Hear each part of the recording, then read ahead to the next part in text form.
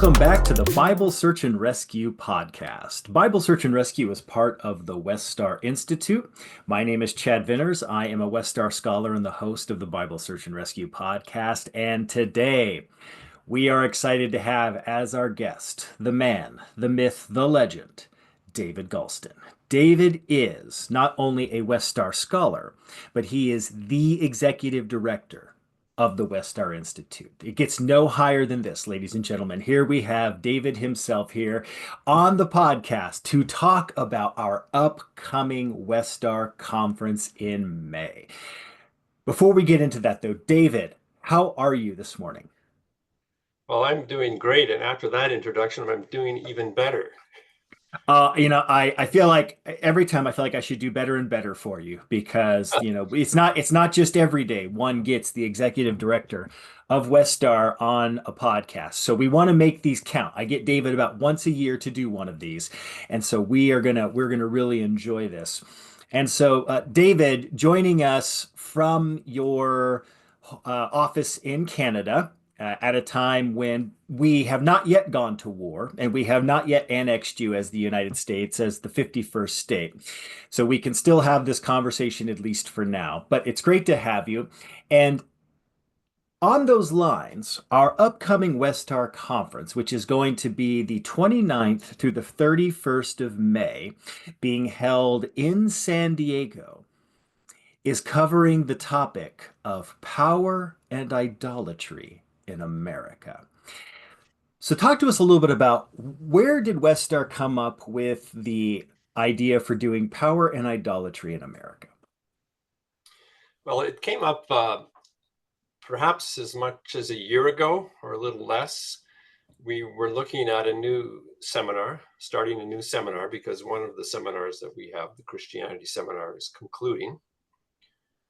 And this one was sort of built around issues of justice. And it became power and idolatry because it matched the concern of a certain number of scholars who wanted to relate the justice question back to the biblical prophetic tradition, which is a call for justice.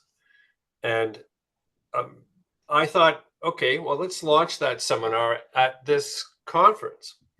I thought we had enough time to do so. So we would name the conference after the seminar and its intention to sort of resurrect the prophetic voice in religion. And as it turns out, you may know, your hearers may understand, seminars are difficult to organize. They take a lot of work. And I do get emails like, have a seminar on this, have a seminar on that.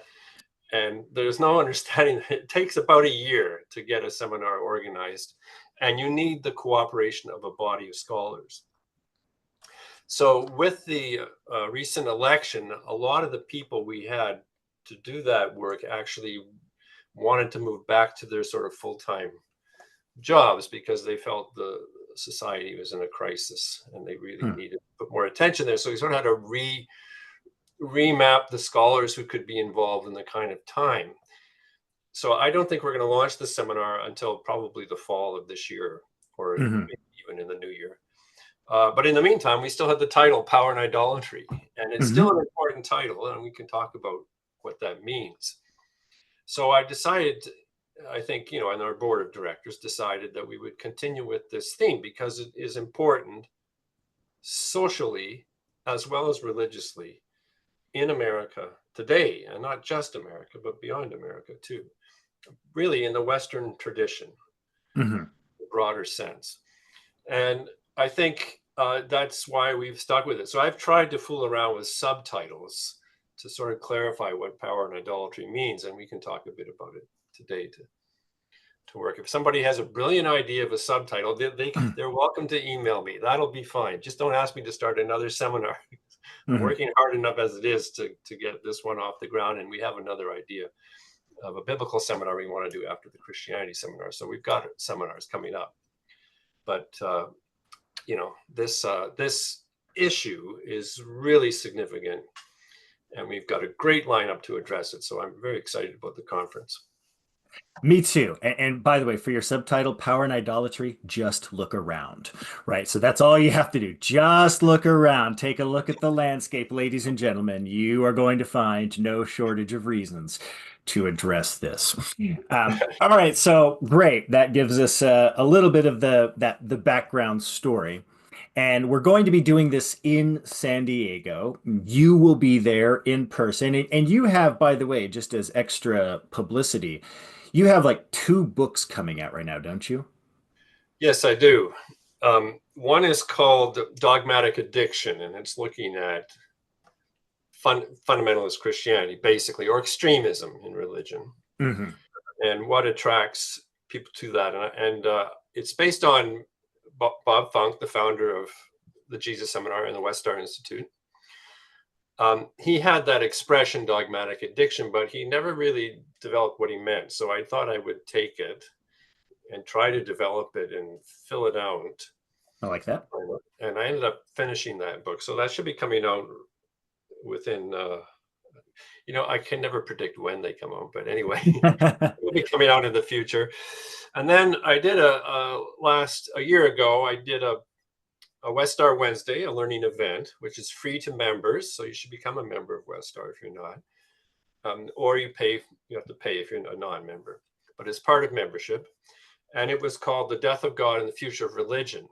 And I got many requests from people to write that up. Could I write it up in something? So that ended up becoming a second book, which I just finished about 3 weeks ago. Mm. And it's being looked at by some of my friends. So I hope to have one of those two books out. I think it's actually going to be The Death of God, Future of Religion. I'm not sure what the title will be. Hmm. Because Death of God sounds a little bit 60-ish, and it's not really about that. It's about reintroducing humanism or valuing humanism again in religious experience. We've made humanism into the enemy, which it is not. It's a really false enemy. Hmm. Religion is a humanism. That's really important to say. So anyway, I think that one will be out for the conference, in time for the conference. All right, so we'll have some Westar scholars like yourself who will be there with their new books to be signing. But I think the big picture here is that most of the folks come for the events and for the learning opportunities. And so looking at what we've got, so on Thursday we're going to have, we're kicking off with like the fishbowl event. So tell us a little bit about what the fishbowl looks like. Well, it's a fun event. The first time we ever tried it was last year, and I didn't know what to expect.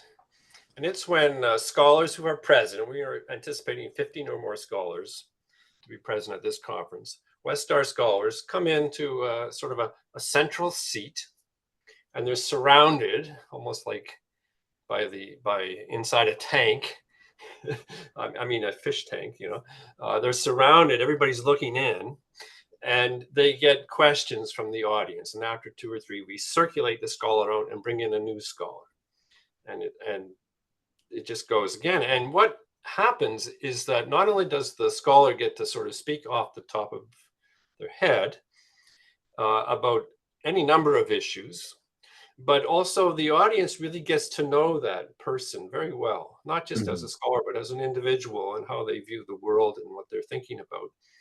And it ends up being a really great event for getting to know Westar scholars. I think historically the scholars have been kind of up on a stage and sort of at a distance, and this event really brings the scholarship right into the life of the conference. So it's a great kickoff event.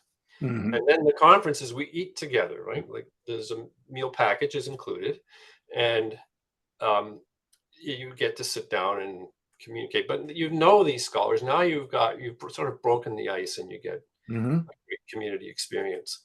So it's proven to be a terrific kickoff event. Mhm. Yeah. And it was a lot of fun last year to participate in it. And I enjoy the fact that, because like you talked about that little bit, like the traditional sort of the separation between the praxis members and the scholars. I like the fact that we don't necessarily have that same focus in a lot of these events, right? We're just people there enjoying and learning and being a part of the festivities. And then Yeah. Our first featured speaker for the conference is going to be that Thursday night from 7:30 to 9, and it's Gary Dorian. So tell us a little bit about Gary and what he's going to be addressing. Yes. Well, I don't know exactly what he's going to be addressing. Okay. I'll leave that up to him. But I think, Gary is like really a terrific mind when it comes to the social history of the United States and explicitly the social gospel and Mm, how it emerged, how it has been expressed, how it has been important, and how that voice has actually been lost. And that's the tragedy of religion today. I think in a way its social voice has been sort of overtaken by the capitalist, individualist, libertarian model, which is fundamentalism, I must say, by the way. sure. Fundamentalist religion is libertarian religion. Um, and so I think Gary's going to try to say, hey, folks, this is why the social gospel was incredibly important, not just in the religious setting of the United States, but actually economically, it was important. It had a huge impact on equality, on liberation, just, I was going to say just pay the minimum wage, certainly, but more, not just minimum wage, but living wage, the understanding of a living wage. These things came out of the insistence, the justice voice, the social imperative of the Christian tradition. And I think he's going to try to remind us of that, reawaken it to some extent, and even maybe look at the future and say why we need to value this tradition going forward. We can't let it get lost.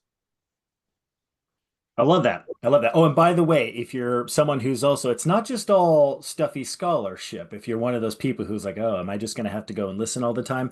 There's all sorts of fun events. So on that Thursday, we have the Cheeses of Nazareth, Westar Wine and Cheese reception.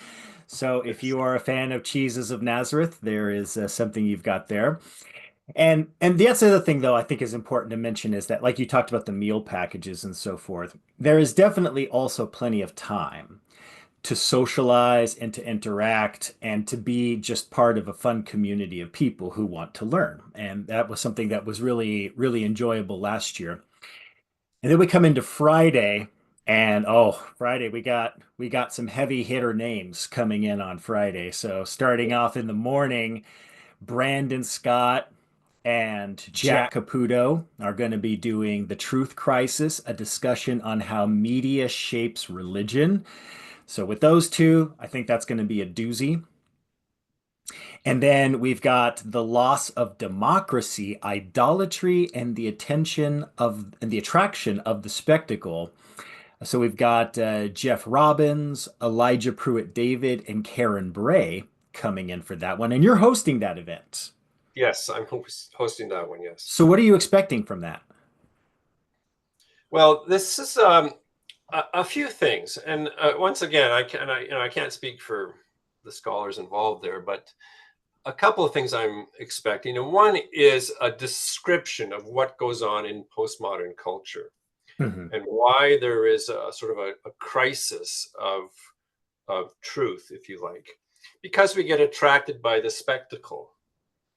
And the spectacle makes so this the spectacle, trying not to be technical or say things that need to be explained in detail or in some sense, but the spectacle makes you forget about history and context. Mm, It's so attractive and so enthralling that you forget the relationships involved in society. hmm That's why you can have something like, I would say, the immigrants are our enemies, so to speak, or the Canadians are our new enemies now, because the spectacle makes you forget about the context of immigration, what's happening, or the history of relationship with other nations. hmm It's easy to make enemies when the spectacle is the center of attention. hmm And but it's sad too. I would even argue in Christianity that is a sin. Separation is sin, is the definition of sin. When you separate, you lose the relationship. That's when sin happens. Well, why is that? Because you've lost the respect. of the other. And so, of course, love your enemies, love your neighbor as yourself. That's the respect teaching of Christianity. So I think there, What? yeah, Love, respect. What are you talking about? what?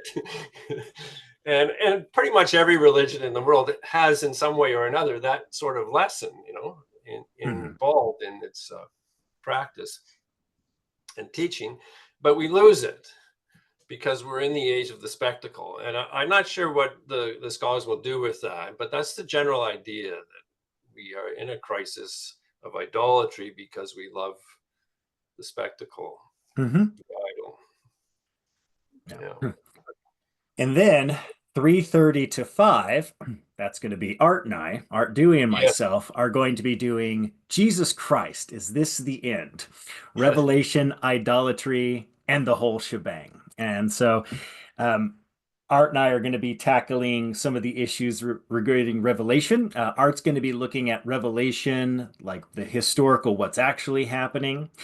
And then I've got a very different kind of scholarly paper, which is I'm doing a reimagining of a judgment scene based on this fundamentalist Tim LaHaye approach to Revelation taking place. And the historical Jesus, or Yeshua, as he's going to be called to make a distinction, is being judged by Jesus Christ, the figure from the fundamentalist revelation.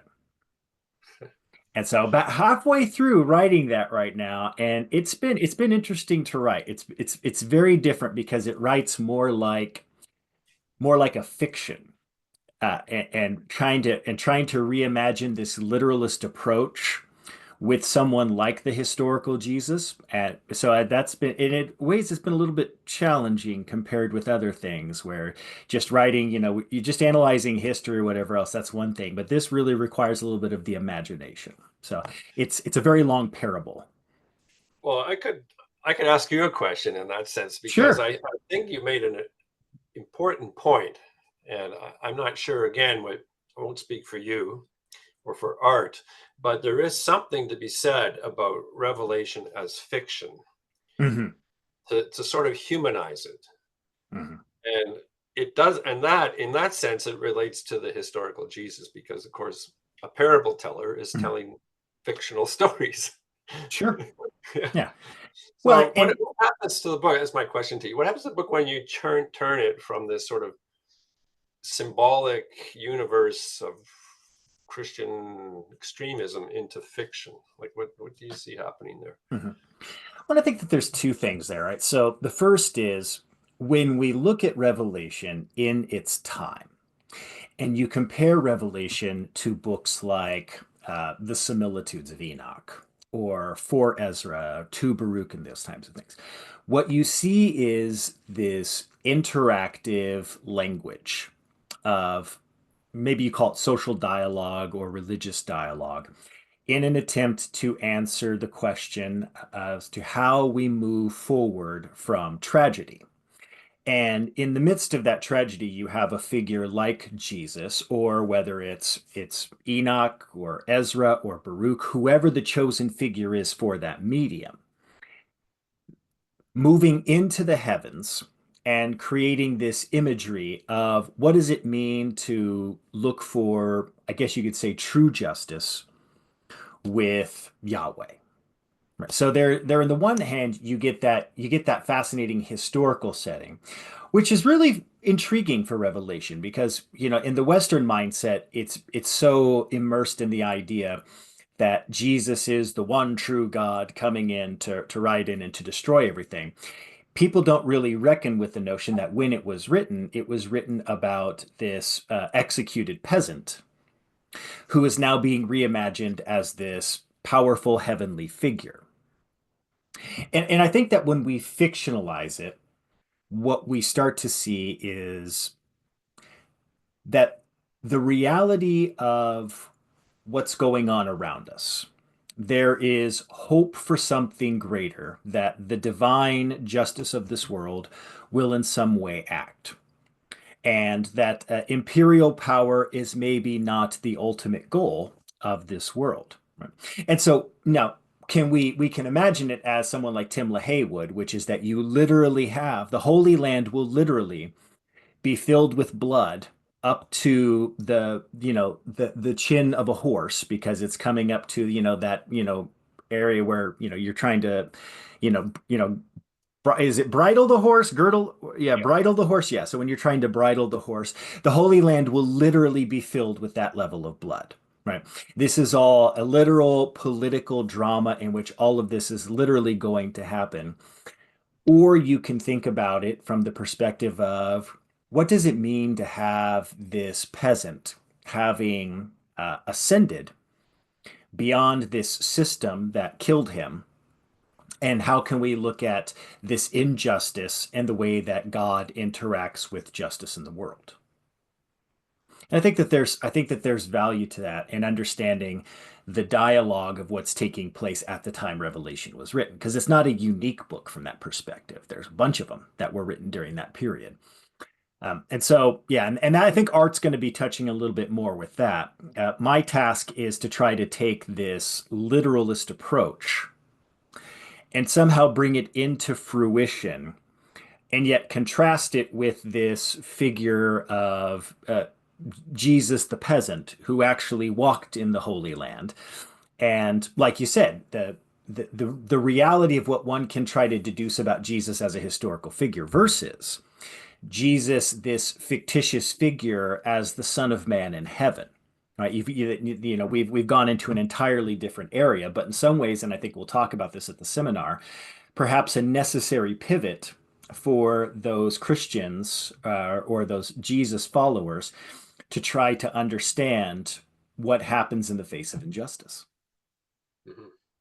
So, I think that's going to be very exciting and controversial in the sense that it's funny how fiction really, because it's imaginative, um, inspires questions mhm.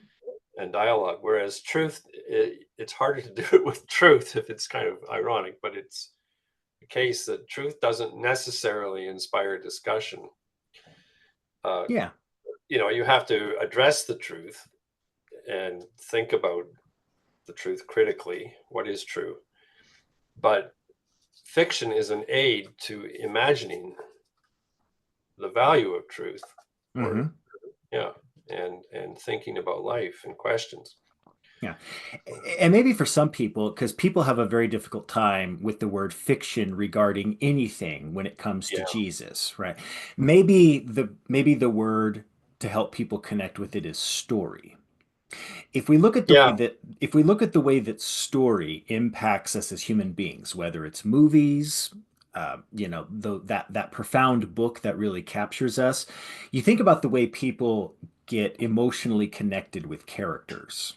And a great example of this is looking at videos. If you've ever watched any on YouTube, people reacting to movies.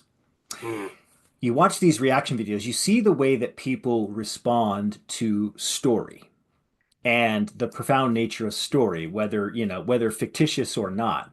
Story brings us in and connects us in a way that perhaps other mediums do not, right? Some like maybe the cold hard scholarship doesn't connect us in the way that story does. mhm, And when you look at something like story, and I think that that's where maybe some of the Westar scholarship I think has done a good job of that. Is it's not just that cold hard scholarship, right? It's not just sort of laying out facts.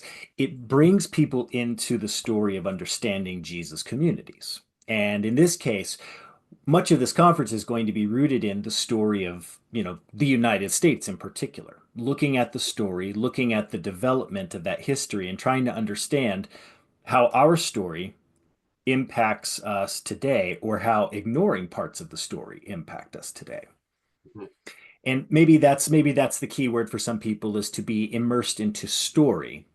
And because fiction gives people a bad taste in their mouth, because fiction means, oh, it's not true, right? So it's useless. Yes, Yeah. it is a provocative word too. It is, yeah, Yeah, fiction. Even if it is fiction, it, fiction it doesn't mean it's without value. correct. Yes, exactly. But yeah, but it's a hard one for folks. All right. So then we have our second featured speaker, which is Rita Nakashima Brock. She'll be talking from 7:30 to 9 on Friday night on animating creation, why we must recover Christianity's love for this earth. And I love the way you contrasted those two events because I'm going to guess Rita's going to be addressing something to the topic of climate change, would be my guess. Yes, I think she will be. Yes. Yeah. And that I think what's important about her is her talk is that she's reminding, again, similar to Gary Dorian's talk, retrieving from the Christian tradition and reminding us Hmm. that in fact God so loved the world. God did not hate the world. Hmm. But that kind of theme of human spirituality is really about relationship to the earth and to nature, Hmm. and love. Christian loving is inspired by natural life and relationship to natural life and respect of natural life. So there's a whole series of things she can do there. We'll have to see how she wants to follow that. But in her book, uh, Saving Paradise, which she co-authored, she reminds us that the cross isn't just a sign for pain and suffering. It really is a sign for Eden. It's the tree of Eden, the growth and the rivers that come out of the cross, if you like. So Hmm.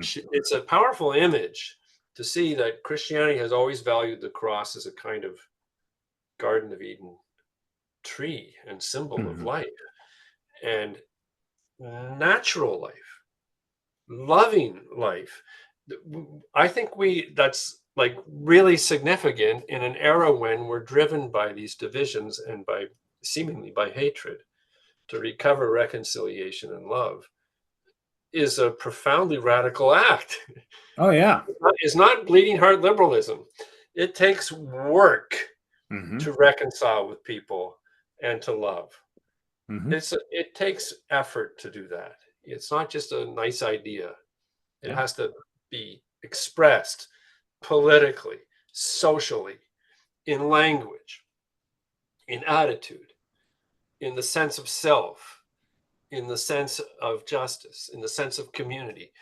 These are all works of, well, here we go again, Chad. These are works of art, of human art.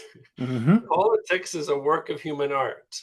So how do you guide that work? And I think Rita is going to recall for us some of the really significant guiding symbols Hmm. that come out of the tradition and that relate to the beauty of the earth. Yeah. Make that practical to climate change. Yeah. And it's important because, right before Rita is the Revelation seminar. Yeah. And the fundamentalist reading of Revelation has made significant damage to the idea of respecting the earth as a creation and climate change. Because in that fundamentalist reading of Revelation, there is no climate change because the earth cannot end through climate change. It must end in this very specific 7 year tribulation. And LaHaye even said this in his Revelation Unveiled book. He very distinctly said, human beings will not cause the end of the world. So, nuclear war, not going to happen. Climate change, not going to happen. There will be nothing that human beings can do to cause the end of this planet. It must be this 7 year period. End of story. And because of that, it's a blank check for people to do as they will, to pollute as they want, to raise as many nuclear arms as they want, because no matter how much that happens, it has to be the way that this fundamentalist reading says. And, once again, coming back to that idea of idolatry, I mean, it really is an idol. That my perspective on this book is an idol, and that idol cannot be questioned. And so hopefully we will do a good job of setting her up for being able to address these bigger questions in her spot, because all of this, and I think it should be fairly obvious. All of this is interconnected when we're looking at all of these topics. You've done a great job of putting together something that flows together. And it's important to see how these topics are all shaped and brought together by these common matters that are not some distant, you know, thing that, is just left into the realm of ivory towers, as people are. This is happening, right? We're seeing it all around us every single day.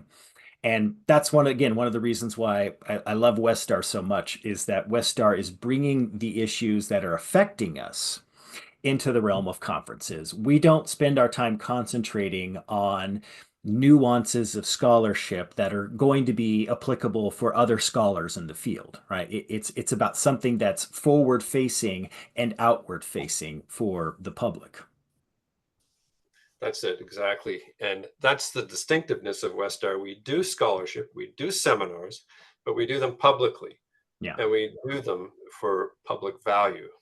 yeah, So it's really important to Westar to face the public and have uh, the work of scholarship and religion become relevant to public discourse, to the conversations. yeah. And then, if that weren't enough, folks, Yes. if those 2 days, if you're thinking to yourself, gosh, I'm already intrigued, I want to be a part of this, there is still a third day. Saturday, May 31st. So we're gonna jump in here. We've got the findings of the Christianity seminar to start the day. How long did the Christianity seminar run? Um, well, it had two phases. So Hmm. I think the first phase was like, I kind of lost count, maybe about 8 years or so. They produced maybe 5 years, probably 5 years. They produced After Jesus, Before Christianity, and then the second phase is in a second 5 years. And they have a different approach because they're doing beyond the second century, like they're kind of doing the fourth, fifth, and sixth century. Hmm. And they started with really focusing on Eusebius, Hmm. who is the church historian from the fourth century, and how church history has been read through the lens of that particular bishop. Um, and then they tried to break that up, tried to break up that reading and open up new questions and new aspects Hmm. of the rise of Christianity, which is consistent with the first phase. First phase just did the after Jesus part, so they're kind of leading up to the Council of Nicaea and beyond. Hmm. Um, and I'm interested in what they're going to say because they're presenting the results. Like they've now finished the study phase, Hmm. and they will be going this fall into the publication phase. So they're going to be Gotcha. coming up with something. So this was a report on what they found and what they hope to do. Hmm. But I think they're also going to try to do the Westar thing, make sure that it addresses us today. It's not just history from the past. There are questions here that really affect how we perceive the world and how we live today. Hmm. And so Hmm. they'll be hitting on that. It's not just abstract. It of course it never is with Westar. It's not just No. abstract. There is certainly abstract stuff, but it's practical. In the end, it comes down to the ground level. And so that's Yeah. what we're going to see with that report.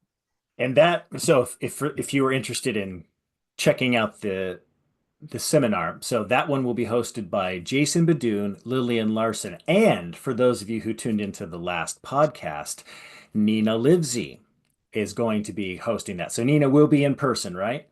Yes, you will be. All right. So just to come back to this, because our last podcast was with Nina and it has been very popular. So that last podcast has got 1,200 plus hits on YouTube for people checking out Nina's new book on Paul. So if you want to meet the legendary Nina Livesey, whose new book on Paul is sweeping the nation, or at least in those sections of the nation that want to read, those that type of work. Um, Nina will be there in person, so you can come. You can get your Nina Livesey Paul book autographed. It will be a whole thing. Hopefully, she'll have some there, and Yes. she can sell some. And then that afternoon, we're going to have the Westar Coffee Shop. So arts and entertainment Westar style. So it looks like you and Sarah, our board Yeah. chair, are going to be doing. So I see Pale Blue Dot, Reimagining Praxis, Jesus in Church, and what the historical Jesus means to me. Tell us a little Right. bit about, because I have no idea what Pale Blue Dot is, but tell us a little bit about what's imagined here. Well, this is like, I don't know if you remember, or if you're, I'm not sure what your background is, but anyway, when I grew up and was in university, the coffee shop was a kind of a evening where you went and you hung out with your friends, and some people read poetry they were working on, and some people could play guitar and they sang something, or there was a topic of discussion. It was a lot of fun, and the universities I went to had these. They created great companionship among students, Hmm. and they enabled the student body to kind of take what they were learning academically and voice it among their friends and test it out and try it in artistic ways, like a song or a poem, a piece of poetry or something, or a short story. And so this was the idea. What can we do at Westar that kind of lets us, we've done a bunch of learning now. We went through Powerhouse Friday, and we've had two great speakers, and we've just had a report, of the Christianity seminar and their findings. So we're going to have lots of ideas there and lots of impact. So how do we unpack it and enjoy our community of learning in a way that's a bit lighter and social and Hmm. enables us to put voice or thoughts or language into the learning? And so we decided, well, let's try a Westar coffee shop, arts and entertainment, Westar style. And we came up with a few themes that come up frequently in Westar. One of them is, Hmm. how do I take the historical Jesus to church? So we thought we would do something around that.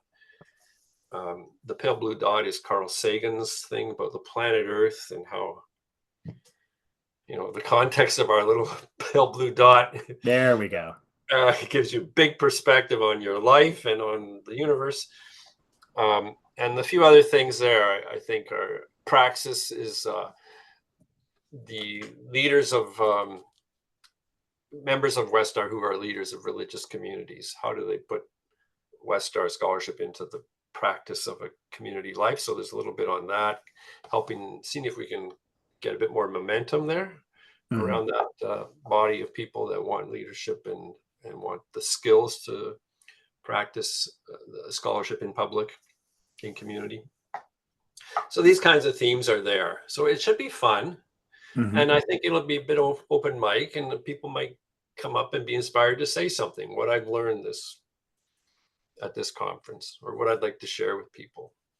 So Sarah and I will try to govern it as best we can and make it fun. And Sarah is the chair of our board, Hmm. so she'll be pleased to be part of that, I'm sure. And then we have some free time from 3 to 5:30. So we have Women of Westar meeting during that time. Westar scholars have an opportunity to meet as well, but people can hang out or maybe take in a little bit of the immediate or surrounding area of San Diego before 5:30 to 6:30. We will be celebrating our authors, our Westar scholars who have produced new works this year. So we've got you, David Galston, extraordinaire. Jeffrey Robbins, Nina Livesey, Joe Bessler, Brandon Scott, and Perry Key. So this is a chance to come talk to the authors about their books, maybe get your book signed, those types of things. And then finally, the farewell banquet. So from 7 to 9 with the banquet, there will be some awards handed out, I believe, some recognitions. Yes. Yes, and then just mostly getting together for a meal and a good time with one another. So my question is, because last year it was great, will there be a floor show this year? Will there be like the scholars of Westar will be performing a rendition of Guys and Dolls or some kind of a musical number? Well, I can't promise that. I don't know. Yeah. Um, I get surprised by what people do, however. And last year we kind of had, because it was of COVID and the break, and it was the first time we met, I think, for a couple of years. Hmm. So we had a lot of recognition of members, first timers at the conference, scholars. We handed out awards. This year, I'm not sure what sort of awards we have. It's kind of in the making. But people who come to the conference for the first time or are new members, we're going to recognize new members if we Hmm. can. Basically, appreciate our community, and just the banquet is a banquet. Yeah. So good food, good company, and a chance to say goodbye to everyone and thank one another Hmm. for the time we've had together.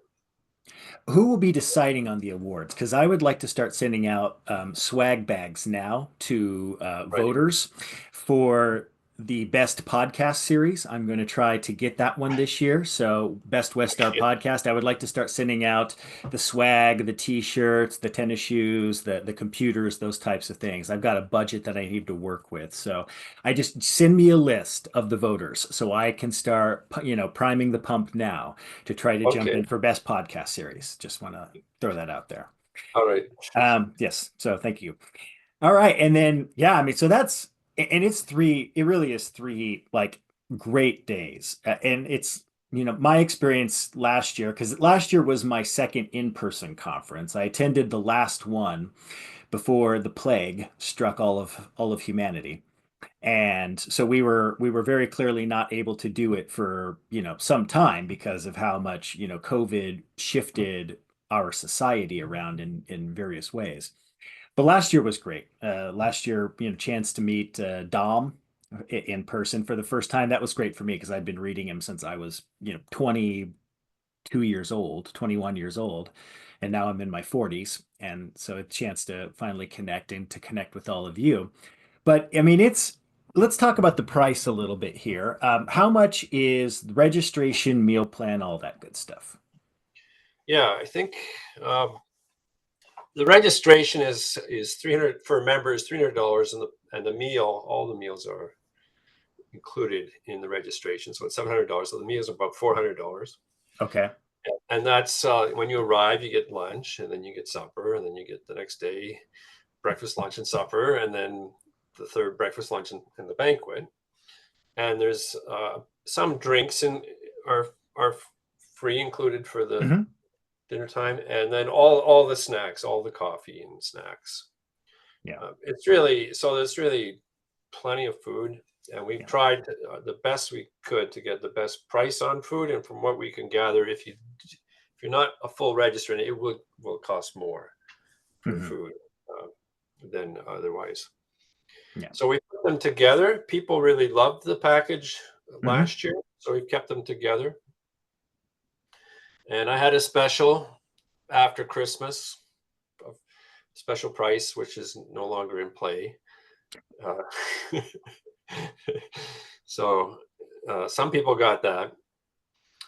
And that was one where we just simply made no money whatsoever. It was like a total. So with the current registration, Westar will obviously we need to make some profit to sustain the mission that we carry on. Sure. Yeah, Yeah. but it's not a lot. So we've tried very hard to make it a good price. Yeah. Well, and I think that's something important too, especially for the folks who are, longtime members of Westar or those even interested in it. This conference is not a giant money maker. We're not padding the price points so that we're making thousands of dollars of profit. Pretty much the overall goal is to, break even to try to maintain because, as a nonprofit organization, we're engaging in this work. And I mean, we have staff. I mean, it's not none of our staff are making lavish salaries. No one is living the high life on this. And many of our staff members take nothing, right? They just work out of the goodness of their hearts and sustain themselves on other jobs and so forth. the whole essence of the conference is it's not a big money maker. It's about bringing the scholarship out, and it's an enormous opportunity to learn. It's a really great investment for folks to be able to come to get some learning. And there, by the way, just for the record, there is no shortage of food as part of that meal package. I mean, there last year it was all buffet style food. There was never a time in which people were going, "Where's the food? We need more food." Most people were just like, "Oh my gosh, I'm stuffed. There's desserts." Is it going to be a similar buffet style situation Yes, this year? yes, Okay, that's yeah. likely. Yeah. So trust me when I More or tell less all you, you can eat. yeah, it is not, you're not going to be shortchanged on food as part of the meal package. It's kind of like being on a cruise. Whenever you go and you get the cruise and the buffet package, there's Yeah, always the buffet cruise food available, and there is no shortage of food.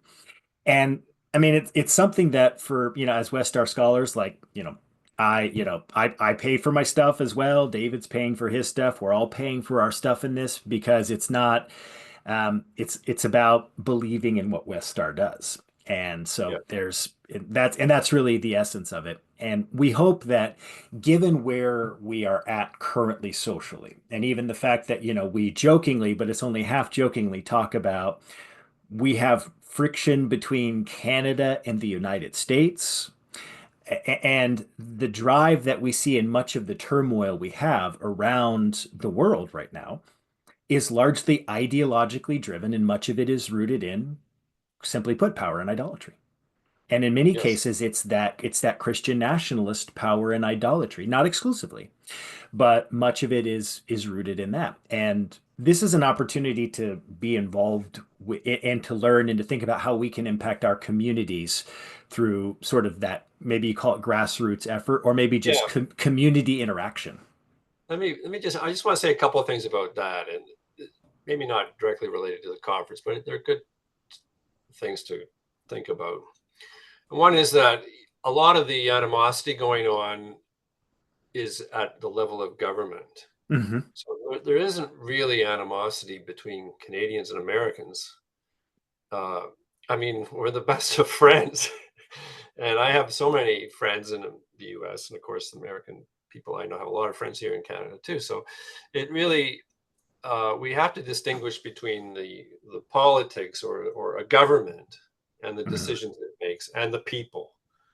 I mean, 50% of America did not choose to go into trade wars with their historic allies. Um, and the other thing is that Christianity, I think, I would say, is not about the nation, and that's the problem with Christian nationalism. Christianity is about the Hmm. body of Christ, and that's international. There's no national border for that. Hmm. And participation in the body is participation in equality, which makes it radical. And I think you could do a lot with power and idolatry just with that image, Hmm. which I'm willing to do if you want me to go forward. But Yeah. I mean, that's really the heart of what all this is about. It's yeah, looking looking beyond these.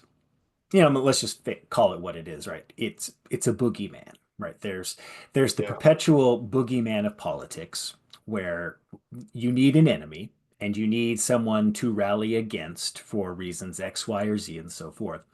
But, as we talked about, the friendships we have through Westar. I went to school in Canada for a couple of years and did my bachelor's degree. Still have amazing friends from Canada. Well, I mean, at least we're currently friends. Who knows? By the end of this, we all may be mortal enemies, hurling Molotov cocktails at each other, driving Teslas into each other's houses. But right. at least, but we have those connections. And yeah, these are important topics, and hopefully people will realize. Oh, and by the way, this brings us to another important point, because there are some folks who clearly cannot just get to San Diego. Maybe it's financially, so forth. Is there an option for people who want to attend to do so online? And the answer, of course, is absolutely there is. Yes, yes, Boom. indeed. Yes. One thing COVID taught us is how to Hmm. do online programs. So definitely you can register online. Yes. yeah, be Yeah. an online participant. Yeah. And if you're someone who, because again, we realize that not everybody has the money to buy a plane ticket and to buy a meal plan and all that good stuff. If you just want to participate and you can still interact and ask questions, you can watch the all of the events play out live, that is an option for you on the registration. And you can register for, I believe, individual events as well as the whole conference. So there's options if you don't have a budget. We understand a lot of people don't. There are options for you to be able to sort of, focus your efforts into an interactive online experience. And Linda will be monitoring the chats. She'll be taking questions. You are very much still a part of the community, even if you have to do it online. And so please, that's another option as well. We, in the online folks, you are just as important towards us making back enough money to sustain doing conferences. So please don't feel like if you're not doing the full meal plan that you're not contributing. You're definitely contributing if you're a part of that as well. So remember, there's all these ways to interact. If you want to register for the conference, is the best way to do it to go to westarinstitute.org? Yes, it is. And then you go to events, and it's listed in under the events. Yeah.